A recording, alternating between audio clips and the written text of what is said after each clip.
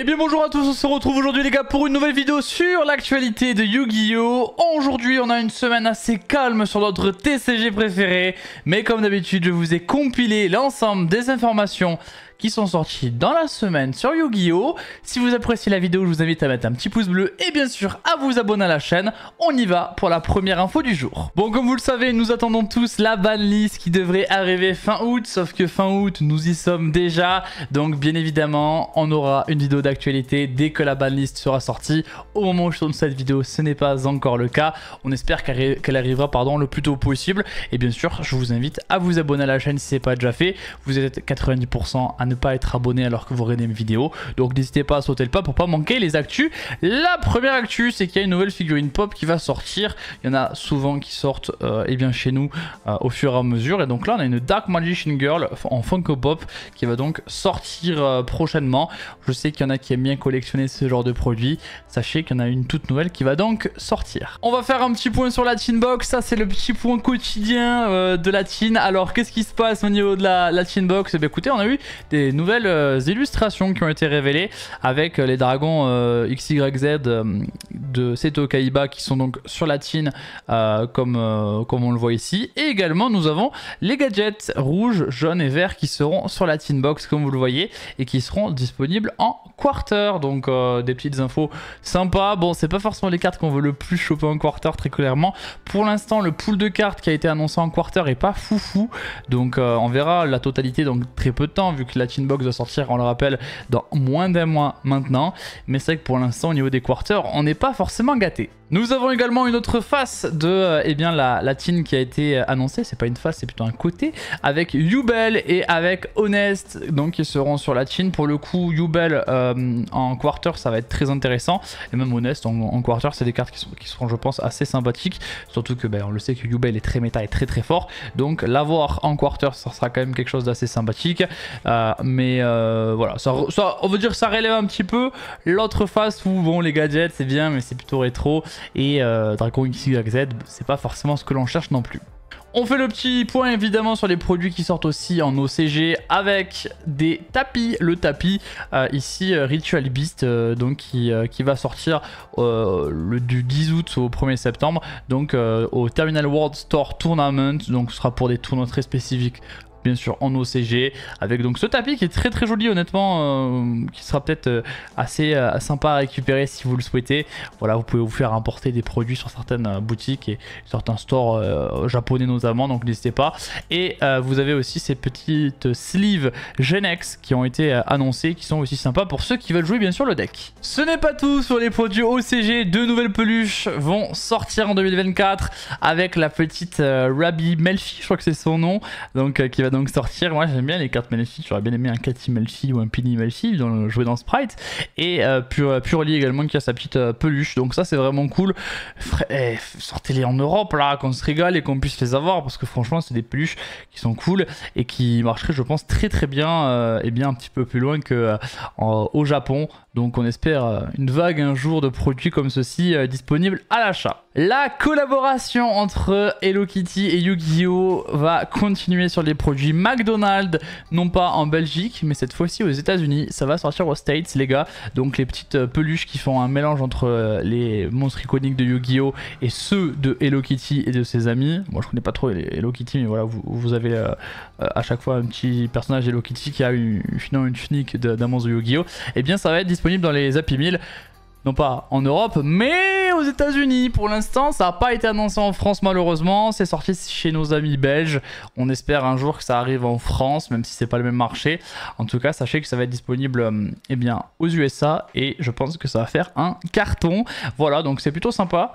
On espère bien sûr une annonce un jour pour que ça arrive chez nous en France. On va retourner un petit peu dans la Teen. Pas mal de cartes ont été annoncées dans la Teen Box. Je vous les présente comme d'habitude. À chaque fois, sur chaque vidéo, on se fait un point sur la Teen avec ce qui sera présent dans celle-ci. Donc n'hésitez pas à aller voir mes précédentes vidéos pour avoir l'intégralité du pool de cartes présent dans la Teen Box. Nous avons Chaos Angel qui a été annoncé et il sera en Secret Rare. Donc ça c'est une très bonne réédition évidemment.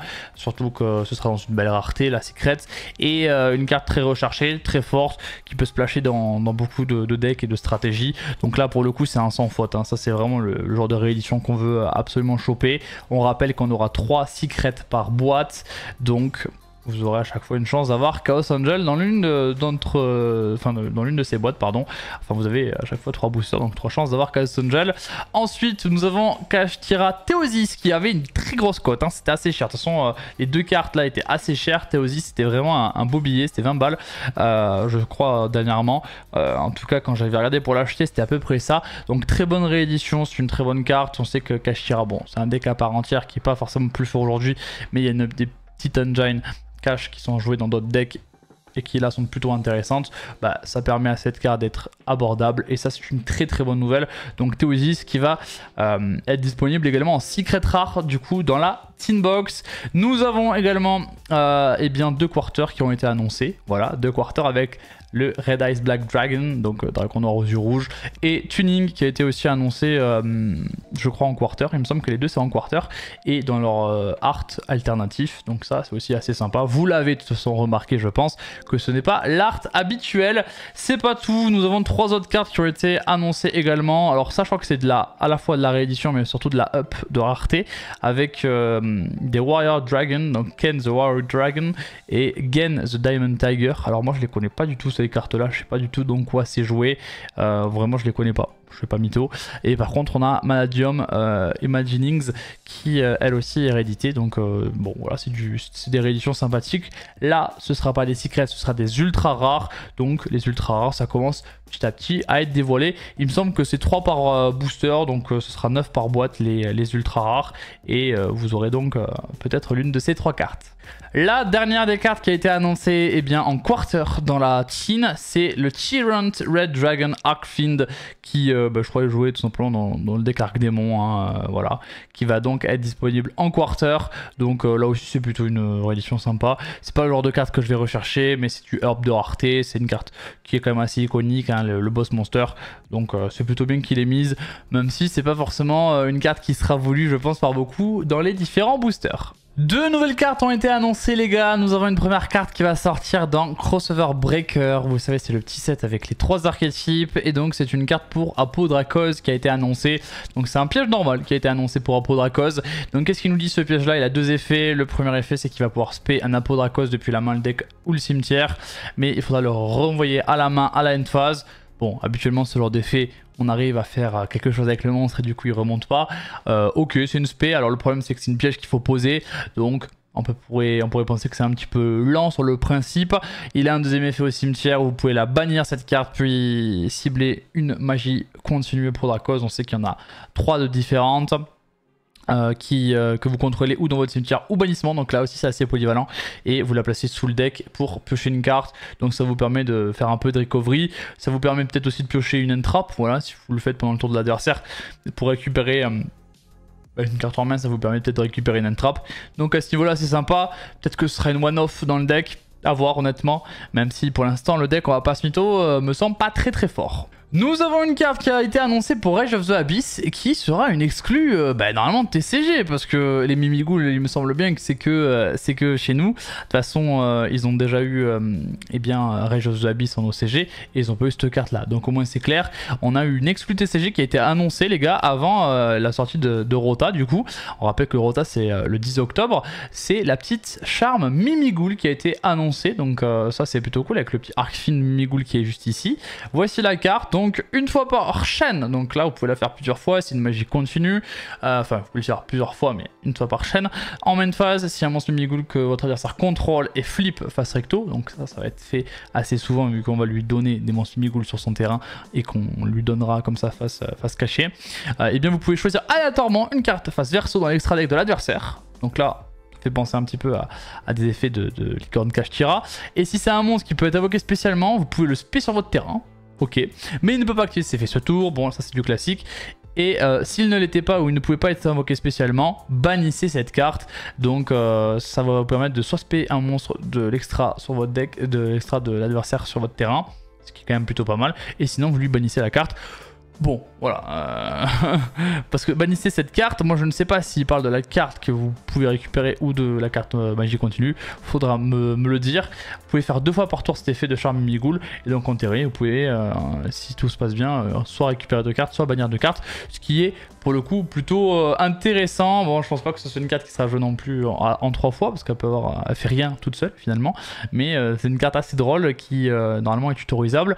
Donc, plutôt sympa comme effet où on peut voler comme ça des cartes de l'extra deck, surtout que on peut lui voler des trucs très importants quoi. Après c'est aléatoire donc on choisit pas et c'est un petit peu ça la limite. Bon je vous l'ai dit, l'actu cette semaine elle est un peu plus calme, donc on fait un petit point sur les best-sellers qui sont sortis dans la semaine, les best-sellers bien sûr de Card Market.